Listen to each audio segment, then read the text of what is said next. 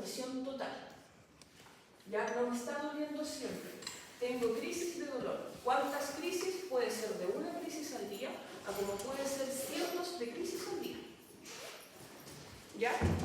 De hecho, cuando ustedes vean las clasificaciones o cualquier otra parte donde estén estudiando, les va a decir, puede tener de 8 crisis a cientos de crisis, puede tener 1 a 100 crisis al día. Va a depender de la característica que tenga la enfermedad. Y normalmente la duración es breve, ¿eh? Son segundos de dolor, pero muy intensos y muy severos. De hecho, la neuralgia trigeminal, por definición, chicos, dura segundos a no más allá de 2 minutos. ¿Ok? Y después cuenta, como les dije, con periodos de remisión. Esto es lo más triste que muchas veces nosotros tenemos que hacer, porque en la clínica lo que buscamos es reproducir el dolor. Necesitamos ver la crisis ahí en el paciente para saber qué es. Entonces muchas veces lo que buscamos es estimular las zonas que a ellos les generan dolor y generarles la descarga dolorosa, que sabemos que van a ser segundos del terror, pero nosotros necesitamos saber ese comportamiento. ¿Ya? Son pacientes que normalmente no se ven con conductas dolorosas porque tienen periodos en los cuales no le duele. ¿Ya? Pero cuando se manifiesta el dolor, de verdad es muy severo y muy intenso. Normalmente estos son los EVAS 10 que describe el paciente. ¿Ok? Y por otro lado tenemos la parte continua, que esto es independiente de la intensidad. Al paciente siempre le duele. Y como les decía, normalmente es una basal dolorosa baja, intensidades 3 o 4, pero que tiene periodos de mayor dolor. Y normalmente las causas traumáticas tienen estas características continuas. ¿Ya? Que el paciente está con una basal. Ahora, insisto, las basales no siempre van a ser 100% dolorosas. Basta con que el paciente le diga tengo una sensación de hormigueo y eso ya es una basal. ¿Ya? Es una basal parestésica. Y aparte de eso, después se manifiestan los periodos de dolor. Entonces, vamos a revisar las principales características, ¿cierto?, de los diferentes tipos de patologías neuropáticas desde el punto de vista episódico y desde el punto de vista continuo. ¿Ya? Lo primero que se le tiene que venir a la cabeza cuando un paciente consulta y que por las características ustedes dicen que esto es una neuropatía o es un dolor neuropático episódico, es la neuralgia trigeminal. ¿Ya? No me voy a detener tanto en esto porque la clase siguiente es solo de neuralgia trigeminal, pero les voy a dar más o menos una idea de las principales características que tiene este tipo de enfermedad. ¿Ya? Siempre acuérdense las definiciones en la guía. Ya, la neuralgia trigeminal se va a definir como este trastorno de carácter unilateral. ¿Ya? Por definición, la neuralgia trigeminal es unilateral. Si se aparece un paciente con neuralgia trigeminal bilateral, por favor sospechen de algo a nivel central. ¿Ya? Neuroimagen sí o sí. Es un dolor, ¿ya?, eléctrico tipo choco. Así es la definición. ¿Ya? Que es muy intenso, que es muy severo y que es abrupto en el inicio y en el término. De un momento a otro al paciente le viene la descarga y de un momento a otro esa descarga desaparece. ¿Ya? Es más frecuente en mujeres mayores de 50 años sobre todo, pero la incidencia siempre va a aumentar con la edad. Lo más frecuente, chicos, es encontrar afectada la división maxilar con la división mandibular. ¿Ya? En términos de prevalencia, el 42% de las neuralgias trigeminales es dermatoma B2 y B3. Lo que no quiere decir que no se manifieste en los otros dermatomas. ¿Ya? Solito B1 menor al 5, B2 un 20, B3 un 17%. ¿Ya? Lo más frecuente siempre es B2, B3 juntos con una predilección hacia el lado derecho. No tenemos idea por qué. ¿Ya? Pero estadísticamente el lado derecho siempre se ve un poquito más afectado. Presencia de las 3 ramas, un 5%. Y normalmente cuando son las 3 es por alguna enfermedad desmielinizante. ¿Ya? Y ahí la neuralgia trigeminal no es una entidad primaria, sino que es secundaria a otra patología. ¿Ok? Y el 31% se acompaña de signos autonómicos. ¿Qué quiere decir eso? Que cuando tenemos el periodo de crisis, aparte del dolor, el paciente puede colocarse el ojo rojito, puede lagrimar, ¿cierto? Puede tener rinorrea o puede sudar. ¿Ya? En el lado del dolor, es unilateral. ¿Vale? ¿Y qué características vamos a encontrar? Es un dolor lancinante eléctrico ramalazo. Imagínense todos que están parados, ¿ya? Y viene atrás un amigo muy buena onda, con una rama y les pega. ¿Cierto? ¿Se lo pueden imaginar? Eso es un ramalazo, eso es lo que describe el paciente. Cuando viene la descarga, siente como que dos cables chocaron y hicieran cortocircuito. Esa es la descarga eléctrica. De verdad, es lancinante y es una crisis muy severa. Estos son los EVA 10. ¿Cuál es el problema? Que es característico que se estimule por estímulos inocuos. El aire, salir a la calle y sentir el aire frío, descarga eléctrica. Voy a comer, voy a masticar, descarga eléctrica. Son pacientes que tienden, sobre todo los que tengan gatillos intraorales, que tienden a bajar de peso asociado a esto. Porque no quieren comer, porque se les generan descargas. ¿Ya? Maquillarse, afeitarse, lavarse la cara, tienden a ser los estímulos principales que generan este tipo de descargas eléctricas. Y obviamente el dermatomédico, porque obviamente respeta el dermatólogo. ¿Ya? Las áreas que generan el dolor, chicos, son áreas que nosotros llamamos zonas gatillo. Por favor, no se confundan con el dolor miofacial. Acuérdense que en dolor miofacial hablamos de punto gatillo, que son músculos, ¿cierto? Áreas del músculo que se contraen. Eso es un punto gatillo. Cuando hablamos de dolor neuropático, hablamos de zonas gatillos, es decir, áreas que tiene el paciente que pueden ser intraorales y extraorales que le generan el dolor. Normalmente tienden a ser la salida de los nervios periféricos, supraorbitario, supratroclear, infraorbitario, mentoniano. Y ahí es donde nosotros, como les digo, malvadamente vamos a buscar reproducir el dolor. ¿Ya? Y lo que hacemos es estimular esas diferentes zonas. Tiene algo que se llama efecto de sumación, que es donde nosotros vamos a estimular el dolor. Por ejemplo, tenemos un paciente sentado al frente de nosotros con una sospecha de neuralgia trigeminal y nosotros tenemos que gatillar el dolor. Entonces lo que nosotros hacemos es buscar la salida del dermatólogo. Si fuera de 3, nos vamos a ir a estimular la zona mentoniana. Entonces nosotros empezamos con el dedo, simplemente el tacto. Acuérdense que se estimula por cosas inocuas. Entonces nosotros empezamos y decimos, ahí, ¿molesta un poquito? No, ahí me está molestando un poco.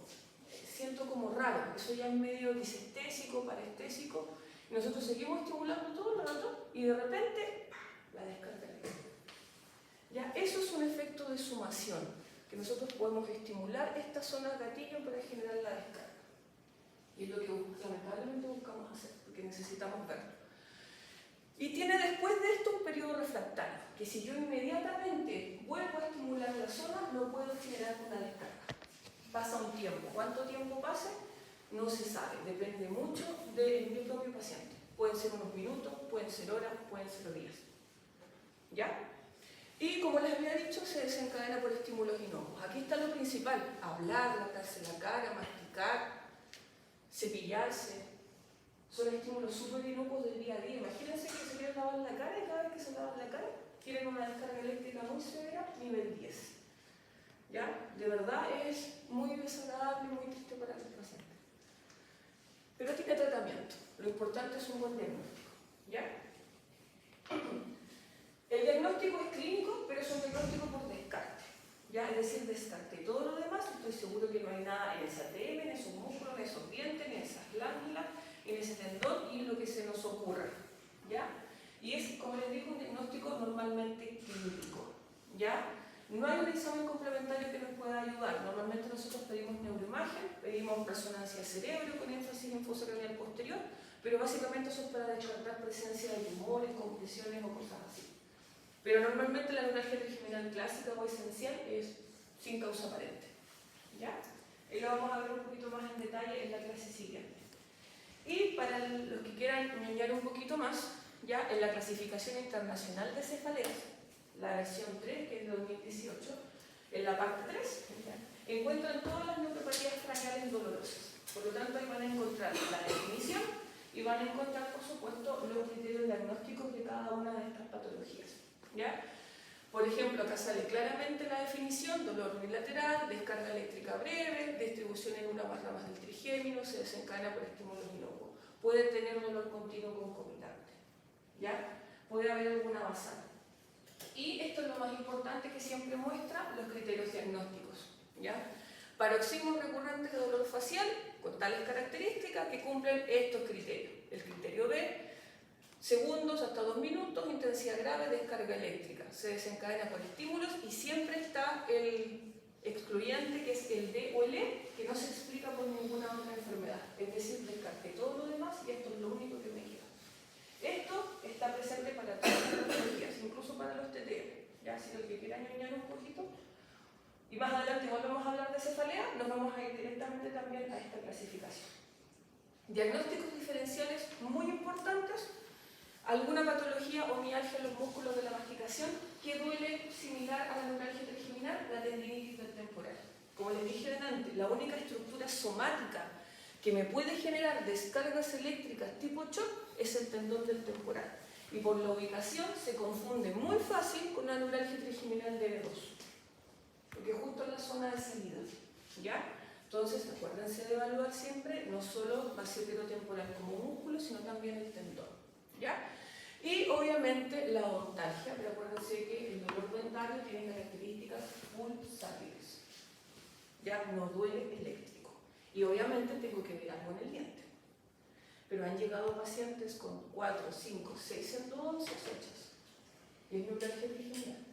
¿Ya? De hecho, el primer estudio de reporte de neuralgia trigeminal fue un paciente que tenía 3 dientes con endodoncia. Se veía la panorámica de todos los dientes con endodoncia. ¿Pero tenía lesiones periapicales o no tenía? Es que llegó con las endos listas. Sí. Alguno tendría, pero se veía completo. ¿Ya? O lo que nos llega harto con extracciones. Con harta extracción igual se ve. Han llegado pacientes sin ningún diente en los lados. ¿Por qué? Porque puede referenciar a los dientes. Recuérdense también, dolor miofacial puede referenciar a los dientes. ¿Ya?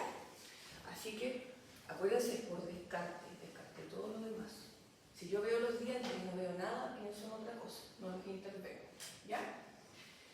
Otro que podemos encontrar, mucho menos prevalente que la neuralgia trigeminal, y esto va como en orden de prevalencia, es la neuralgia glosofaringea. ¿Ya? Acuérdense que el glosofaringeo es un nervio mixto, chicos, que tiene componentes sensitivos y motor, y obviamente la parte sensitiva es la que nos interesa. Pero aparte de eso, tiene componentes parasimpáticos. Si nosotros vemos más o menos la imagen, ¿cierto? Acuérdense que el glosofaringeo parasimpáticamente o con un patrón autonómico inerva la glándula parótida. Ya es responsable de la secreción salival de la glándula parótida.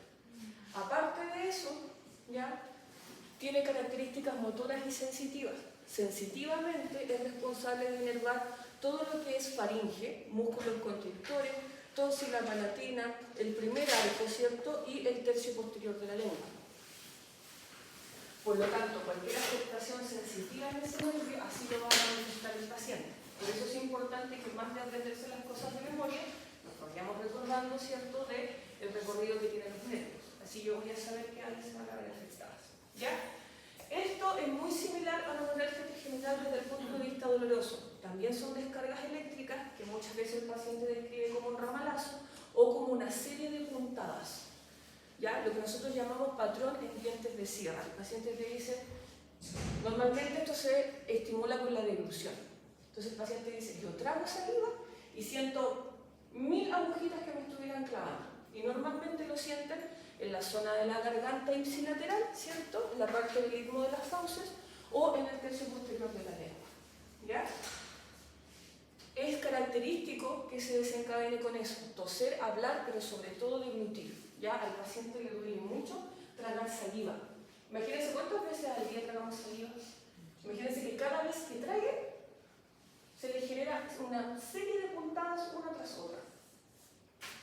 ¿Ya?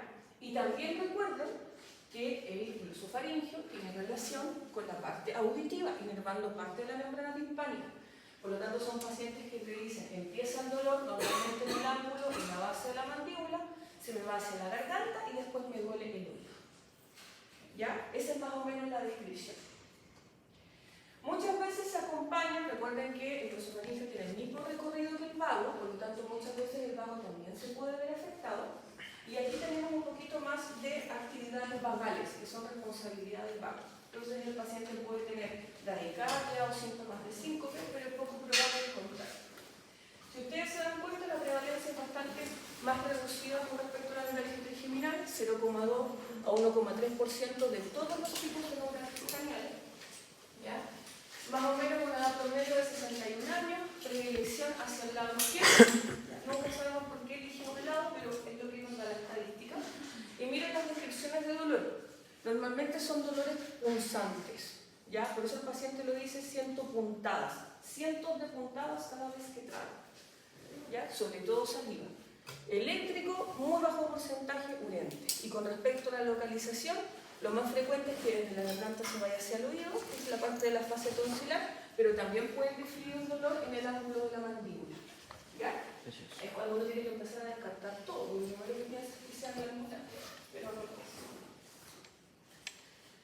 Ahí están sus criterios diagnósticos, como digo, que van a tener la presentación, así que ahí lo pueden leer con más detalle, pero dice lo mismo que conversamos: dolor breve, punzante, en la base de la lengua, oído, fosa mitalina, ángulo de la mandíbula, que son las zonas del dermatoma del nervio, ¿ya?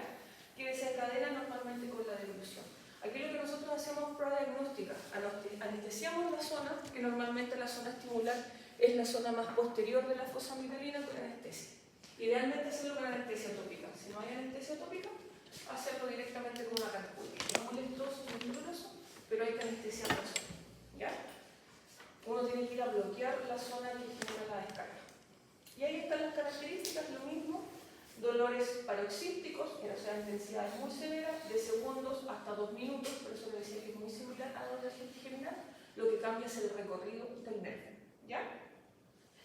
Obviamente, diagnóstico diferencial, nos vamos nuevamente a patologías musculares que son somáticas y obviamente la neuralgia trigeminal propiamente tal. Aún menos frecuente de encontrar la neuralgia del nervio intermedio, ya que forma parte, ¿cierto?, del nervio facial. Recuerden que por definición el nervio facial es mixto, con una parte sensitiva motora, pero el tronco nervioso del facial es puramente motor, ¿ya? La parte sensitiva se la entrega el nervio intermedio, ¿ya? Y básicamente lo que hace es inervar parte del oído interno. Por lo tanto, estos pacientes se quejan de un dolor de oído profundo en picahielo. Esa es la definición. Imagínense que ustedes están con un cubo gigante de hielo y toman una cuestión con una punta y lo empiezan así como a romper, ¿cierto? Ese es un dolor en picahielo. Y eso es lo que sienten los pacientes en la parte más profunda, en el oído interno, ¿ya? Pero se desencadena también por estímulos que son puramente inocuos y que normalmente se desencadenan en algo que se conoce como área o zona reflexógena, que es en el pabellón auricular. El paciente dice: cada vez que yo me toco la zona del pabellón, siento estas puntadas en la parte más interna del oído. ¿Ya? Y estos son pacientes que consultan 3, 4, 5 veces al otorrino y le dicen: está todo bien, no hay nada en el oído, ¿ya? Pero duele. Además, recuerden que el nervio facial es responsable, ¿cierto?, de la inervación motora en los músculos de la expresión facial, pero también tiene una importante participación en el sentido del gusto y en la secreción glandular. Glándula lagrimal, ¿cierto?, glándulas de la pared de la cavidad nasal y glándulas palatinas. Por lo tanto, también son pacientes pues, que se pueden quejar, ¿cierto?, de alteraciones en la salivación, que lagrimean un poco más, y también alteraciones en el gusto, ¿ya?, que es parte del nervio. Pero la descripción más característica es esta sensación en picahielo en la parte más interna del oído, ¿ya?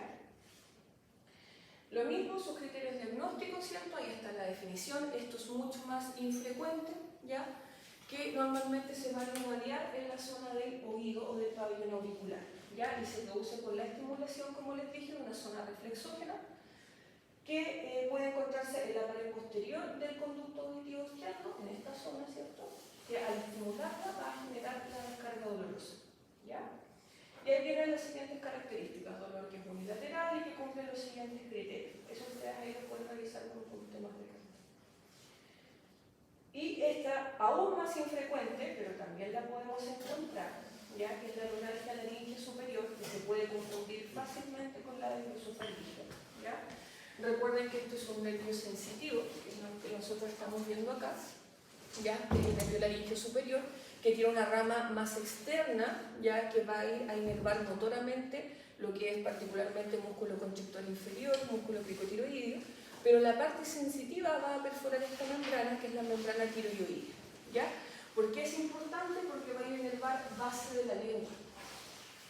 Y ahí es donde se puede confundir con la neuralgia del glosofaringeo, ¿ya? Inerva base de la lengua, epiglotis y la mucosa de la laringe. Entonces el paciente va a describir también una sensación de dolor severo en la parte lateral que también se puede desencadenar con la devolución, ¿ya? Pero es mucho menos frecuente, de verdad, hay que tener muy mala suerte, ¿ya? Pero se puede manifestar y puede aparecer. Este cuadrito básicamente les busca mostrar las principales diferencias que ustedes van a encontrar, ¿cierto?, entre la trigeminal, la del intermedio, el glosofaringeo y la laringio superior, que son las episódicas más prevalentes dentro de su baja prevalencia que vamos a encontrar con respecto a la localización, la duración, la cualidad, los síntomas que podemos encontrar. ¿Ya? Ese es como el resumen más macro. Y esta igual la podemos encontrar, ¿ya?, que no es tan facial, es del territorio occipital, pero igual la podemos encontrar y básicamente es la neuralgia occipital, antiguamente llamada neuralgia de Arnold, que básicamente es un dolor punzante que lo vamos a encontrar en la zona occipital, asociado a cualquiera de estos 4 nervios, ¿ya? Occipital mayor, occipital menor, el tercero occipital, ¿ya? Y el occipital mayor, ya cualquiera de estos 4 que nosotros vamos a encontrar. Básicamente esto es secundario a traumatismo. Normalmente pacientes que han tenido accidentes automovilísticos, whiplash, tienden a desarrollar este tipo de patologías, ¿ya? Y lo describen como una sensación punzante en la zona posterior, muy intensa, que comienza a avanzar, pudiendo llegar incluso a la zona temporal o a la zona de la sien, ¿ya? Solamente para que la conozcan, no es tan frecuente. Esos son sus criterios diagnósticos y esas son las características. Aquí nosotros nos apoyamos mucho en los bloqueos diagnósticos. Si tenemos la duda o la sospecha, lo que hacemos es buscar la zona gatillo, o sea, la zona que le estimula el dolor, y hacemos un bloqueo anestésico, ¿ya? Nosotros nos apoyamos harto con bloqueos diagnósticos para poder ir descartando qué estructuras son las que generan el dolor. Y ustedes lo pueden hacer según competencia desde el punto de vista intraoral cuando sea en el territorio facial, ¿ya? No necesariamente manejan todo lo extraoral. Ahora nos toca ver algunas continuas, ¿ya? Que creo que no va a alcanzar a terminar, pero lo que alcancemos, ¿ya? Acuérdense que las neuropatías desde el punto de vista continuo, ¿ya? Siempre va a haber un dolor independiente, ¿ya?, de la intensidad. Siempre vamos a tener una basal dolorosa, ¿ya? Y podemos tener basales leves con periodos de intensidad bastante altos. Y normalmente estas son las que están relacionadas a traumatismo o compresiones. Ya recuerden que dentro de los traumatismos podemos estar nosotros, al hacer las extracciones, al trepanar, al hacer una endodoncia, a la anestesia, ya si no somos cautelosos. Y muchas de estas, dependiendo del tipo de participación que tengan, se van a clasificar, ya sea mediadas centralmente, mediadas periféricamente, esto habla de la participación del sistema nervioso central o la participación del sistema nervioso periférico, o las que están asociadas a un trastorno sistémico, como lo son las polineuropatías metabólicas, ¿ya? La gracia de esto es que siempre vamos a encontrar signos neurológicos que van a acompañar esas patologías. Dentro de las medianas centralmente, solo les quiero mencionar la excepción a la regla. ¿Se acuerdan que antes yo les comenté que todas las neuropatías por definición son dermatoméricas? ¿Ya? La única que no lo es y que no cumple el patrón de ser dermatomérico es este síndrome que se llama síndrome de dolor regional complejo, que por definición no va a pasar en la cara, por definición es de extremidades, pero sí hay reportes de casos que se manifiestan este tipo de síndrome en la cara, ¿ya? Y es muy loco porque de verdad es un cortocircuito en todos los sistemas. No solamente es dolor, sino que también afecta el sistema musculoesquelético, cutáneo, neurológico, ¿ya? Son pacientes que, como si ustedes ven la imagen, en fases agudas hay una fase inflamatoria muy importante. Edema en un lado, normalmente es una extremidad, ¿cierto? Sudoración en un solo lado, aumento del crecimiento del vello. Imagínense que les crezca el vello en una sola parte, en un solo lado, y en el otro lado nada, ¿ya? Por eso, de verdad, es un cortocircuito. Después hay una segunda fase donde baja todo este edema, pero pasamos ya a alteraciones en la piel. La piel se ve más fina, la piel se ve cianótica, baja la irrigación, hasta que llegamos finalmente al punto 3, donde hay cambios tróficos, donde hay cambios perceptibles en la piel. ¿Ya? De verdad es un cortocircuito, y como les digo, es el único que por definición no es dermatomédico. ¿Ya? No va a respetar los dermatomas del nervio. Esto también lo pueden encontrar, ¿ya? La neuralgia posherpética, que normalmente es la complicación más frecuente de un herpes zóster. Siempre, chicos, que se encuentren o se manifiesten en un paciente con un herpes zóster facial, tienen que buscar prevenir la posherpética, porque es la complicación más frecuente que nosotros podemos encontrar. Y no queremos que quede con... El herpes zóster por sí solo ya es muy doloroso. Imagínense después que se resuelve el herpes zóster y el paciente queda con la neuralgia posherpética, que es un dolor de cualidad urente, o sea, le arde en el dermatoma del nervio, como ustedes lo pueden ver acá. En toda esta zona. Y lo más frecuente es B1. ¿Ya? A diferencia de la neuralgia trigeminal, que lo menos frecuente era B1, en la neuralgia posherpética lo más frecuente es que sea división oftálmica. ¿Ya? Afectación sensitiva, ¿cierto? Que puede ser variable, pero normalmente son características más urentes y más disestésicas, asociado de mucho prurito. El paciente dice, quiero sacarme el cuero porque de verdad no doy más, quiero rascarme, pero obviamente se puede lesionar o le puede generar alguna lesión. ¿Ya? Y intraoral también lo podemos encontrar. Y esto también lo pueden encontrar en alguna parte, la famosa odontalgia atípica, ¿ya? Que básicamente lo que hace es englobar la famosa... Dígame. ¿Y cómo se previene que ocurra la neuralgia posherpética? Normalmente lo que se indica es dar estabilizadores de membrana, pregabalina. Y lo vamos a ver un poquito más adelante. ¿Ya? Y lo otro que vamos a encontrar también es la odontalgia atípica. ¿Ya? Dolor de diente fantasma. No sé si lo han escuchado alguna vez. ¿Sí? Bueno, eso es el nombre viejito. ¿Ya? Pero todavía lo van a encontrar y muchos lo dicen. Pero el dolor más, o sea, la definición más actual que pueden encontrar, dependiendo de la clasificación, es un dolor facial idiopático o un dolor dentoalveolar persistente, ya que esa es la característica. Normalmente se manifiesta ya cuando el paciente se ha hecho una extracción y continúa con dolor, con las mismas características. Obviamente descarté que no sea una complicación post-exodoncia, que no es una alveolitis, se ven todos los tejidos sanos, no queda ningún resto radicular, pero sigue doliendo. Y acuérdense que las cualidades son más eléctricas o son más urentes. Normalmente los pacientes lo describen como un dolor que no cicatriza. ¿Ya? Por ejemplo, yo tenía una paciente que se hizo un recambio de unas amalgamas por resina y ahí dice, esa fue la peor decisión de mi vida, porque después de eso empezó con el dolor. Se tuvo que hacer una trepanación de urgencia, después se hizo una endodoncia, le seguía doliendo, después se hizo un retratamiento, le seguía doliendo. Y yo les dije, no te vayas a sacar el diente, por favor. Y después la paciente se me perdió. Apareció al año siguiente sin el diente y con el mismo dolor. ¿Ya? Mi sospecha es que efectivamente cuando se hizo el recambio, ella tuvo una pulpitis después. Porque igual era una amalgama gigante y todo. Y yo creo que en la trepanación algo pasó. ¿Ya? Por lo tanto, no solo se queden con la idea que es el dolor posterior a una extracción, también puede ser posterior a alguna intervención, ¿ya? Y ahí se pasa a llamar neuralgia dolorosa postraumática, ¿ya? Ese dolor post-extracción, post-endo, post-trepanación, cualquiera de esas, ¿ya? Y síndrome de boca urente, que también es característico de las que son mediadas centralmente, ¿ya?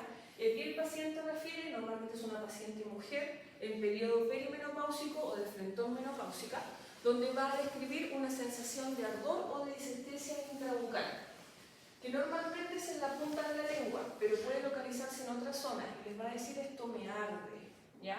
Aparte de eso va a describir las sensaciones de serostomía, digeusia o como alteraciones en el gusto, ¿ya? Pero efectivamente también es un diagnóstico por descarte. Ustedes descartan todo lo demás y todos los tejidos se ven sanos, ¿ya? Pero el paciente dice, me arde la lengua, siento la boca seca, ¿ya? Ahí sospechar, sobre todo si es mujer, en periodo perimenopáusico o menopáusica, de una boca urente, ¿ya? Normalmente se trata bastante sencillo con cialogo o estimulación y se le dan pastillitas de clonazepam, pero que las tienen que chupar, ¿ya? Y eso le genera la sensación de alivio y el paciente puede hacer su vida un poco más normal. Esta es la única parte donde somos totalmente paliativos, ¿eh? No podemos tratar la causa porque muchas veces la causa ni siquiera la podemos encontrar. Y esas eran mediadas centralmente. En el otro punto estaban las mediadas periféricamente, es decir, que hay participación de la parte periférica. Y lo que más nos podemos encontrar son las neuritis. Acuérdense que al inicio yo les dije, neuralgia es dolor en el nervio, neuritis es inflamación en un nervio. ¿Ya?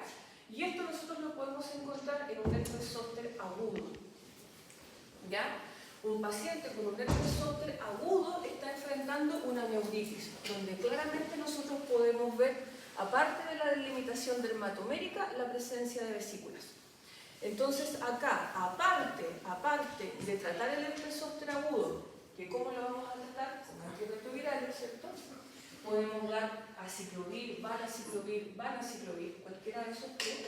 Tenemos que tratar de prevenir la posherpética. Para eso, pregabalina, 150 en la noche, por lo menos unos 3 meses. Por lo menos. Porque el herpes zóster se le va a pasar y se le va a resolver en 10, 14 días, pero yo quiero prevenir que después eso no quede como una posherpética.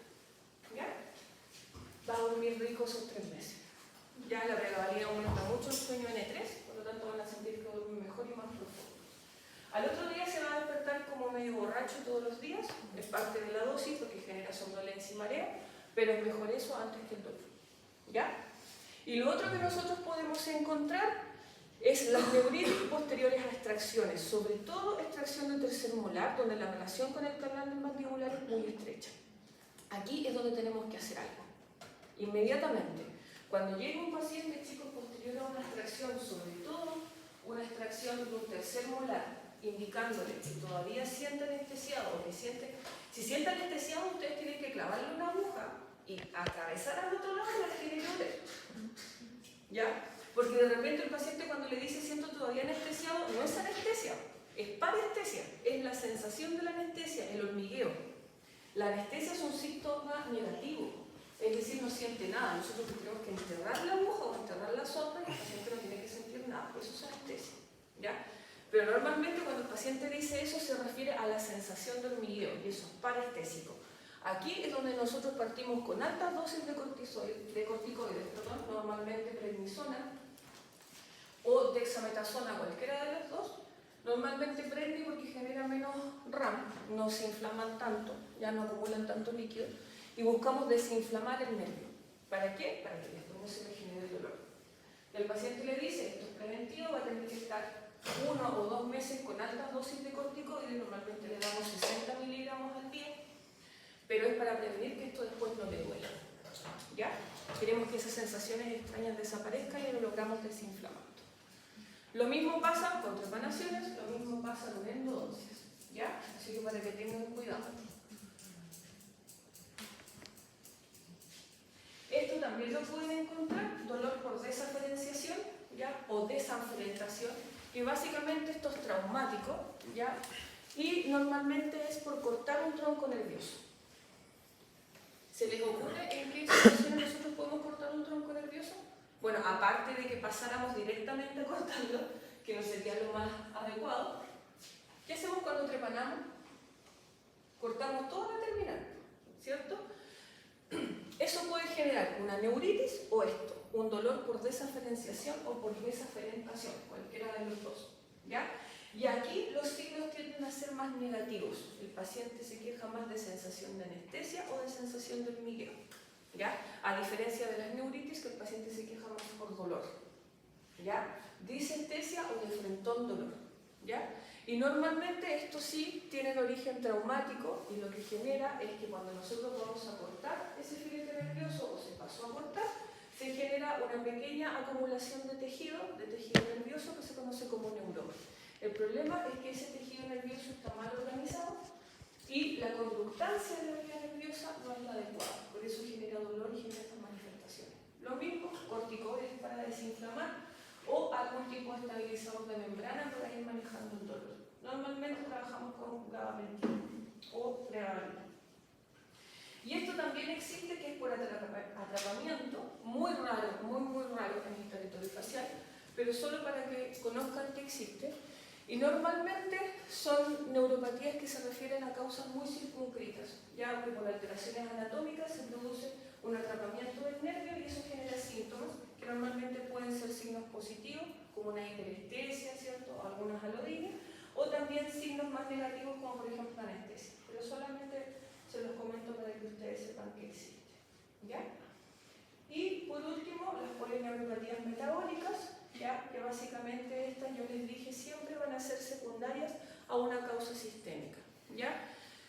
Lo más frecuente que podemos encontrar y que obviamente no es de muy buen pronóstico, la esclerosis múltiple. Acuérdense que es una enfermedad desmielinizante, se comienzan a producir focos de desmielinización a nivel central, ¿ya?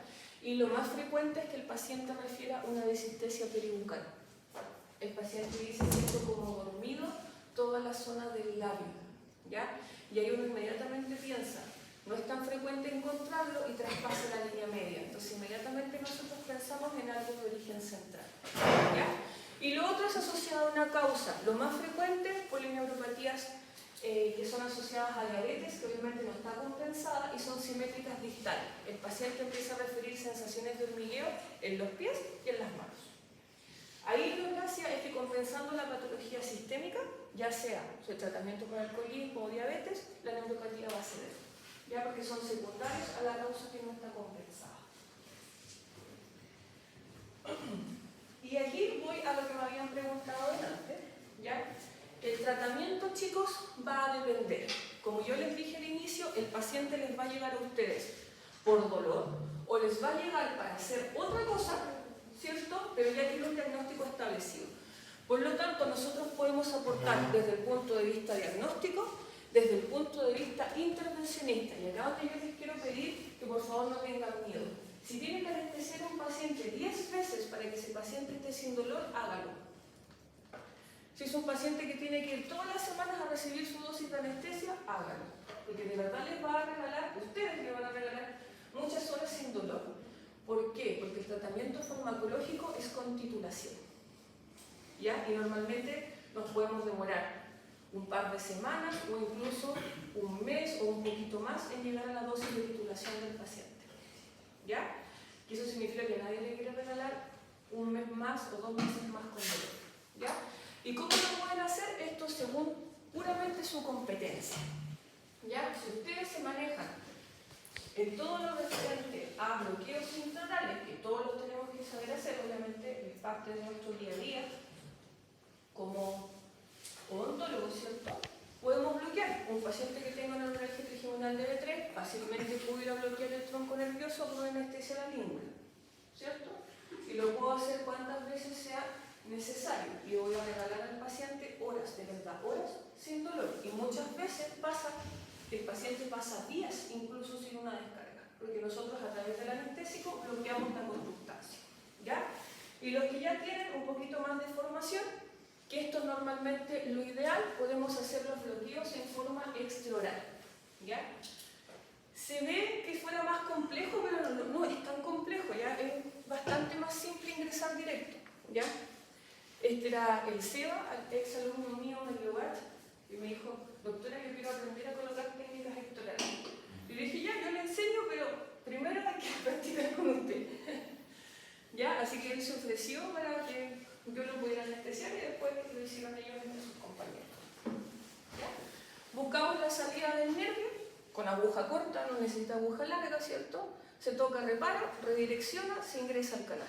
Se deposita unas gotitas de anestésico. Esto lo podemos hacer en cualquier salida.